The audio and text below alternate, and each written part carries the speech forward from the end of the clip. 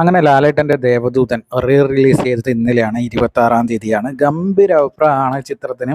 4Kയിൽ visual ക്വാളിറ്റിയും അതിലെ ചില രംഗങ്ങളൊക്കെ അനാവശ്യമായിട്ട് മുൻപേ റിലീസ് ചെയ്ത വേർഷനിലുള്ള ചില കോമഡി രംഗങ്ങളൊക്കെ ചിത്രത്തിൽ നിന്ന് കട്ട് ചെയ്തിട്ടാണ് ഇപ്പോഴത്തെ പുതിയ വേർഷൻ റിലീസ് ചെയ്തിട്ടുള്ളത്. ചിത്രത്തിന് ഗംഭീര അഭിപ്രായമാണ് ഇപ്പോഴത്തെ ജനറേഷൻ കണ്ടുകൊണ്ടിരിക്കുമ്പോൾ. അതിൻ്റെ ഉഗ്രൻ ക്വാളിറ്റിയിൽ വിഷ്വൽ ക്വാളിറ്റിയും ഓഡിയോ ക്വാളിറ്റിയും ഒക്കെ ഗംഭീരമായിട്ടുണ്ട് തന്നെയാണ് എല്ലാവരും പറയുന്നത്.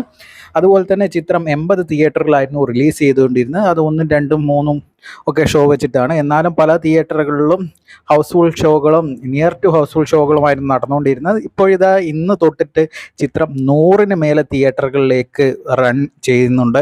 അതിലേക്ക് അപ്ഗ്രഡേഷൻ നേടിയിരിക്കുകയാണ്. ഗംഭീരമായിട്ട് ചിത്രം മുന്നേറിക്കൊണ്ടിരിക്കുകയാണ്. ഒരു റിലീസ് ചെയ്ത ചിത്രമാണെന്ന് പറയുന്നതിന് മുന്നേ പറയാൻ പറ്റാത്ത സാഹചര്യത്തിൽ ചിത്രത്തിന് കളക്ഷൻ വരുന്നുണ്ട്. കാരണം 30 ലക്ഷത്തിന് മേലെ ചിത്രത്തിന് ഇപ്പോൾ കളക്ഷൻ നേടിയിട്ടുണ്ട് ഫസ്റ്റ് ഡേ. നിങ്ങൾ ഓർക്കണം, യഥാർത്ഥത്തിൽ ഫസ്റ്റ് റിലീസ് ചെയ്യുന്ന ചിത്രങ്ങൾ പോലും 30 ലക്ഷത്തിനടുത്ത് മാത്രം കളക്ട് ചെയ്യുന്ന ഒരു സാഹചര്യത്തിലാണ് ഇപ്പോൾ മലയാള സിനിമ പോകുന്നത്.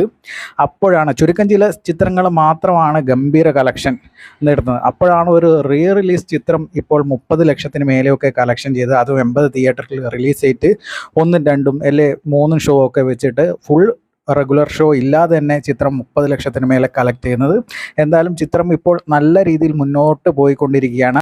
എന്തായാലും മലയാളികൾക്ക് ഒരു നല്ലൊരു വിഷ്വൽ ട്രീറ്റാണ്, നല്ലൊരു മ്യൂസിക് എക്സ്പീരിയൻസ് ആണ് ദേവദൂതൻ റിലീസിലൂടെ ലഭിച്ചിരിക്കുന്നത്. അതുപോലെ തന്നെ ഇനിയിപ്പോൾ വരാൻ പോകുന്ന മണിച്ചിത്രത്താഴ് ഒന്നും പറയാനില്ല. അത് ഇതിലും ഗംഭീര അഭിപ്രായമായിരിക്കും. ഗംഭീര ഷോസും അതിനുണ്ടാവും. ഗംഭീര വൈഡ് റിലീസും കൂടിയാണ് അത് വരുന്നത്. അപ്പോൾ എന്തായാലും അതിനുവേണ്ടി നമുക്ക് ഓഗസ്റ്റ് 17-നായിട്ട് കാത്തിരിക്കാം.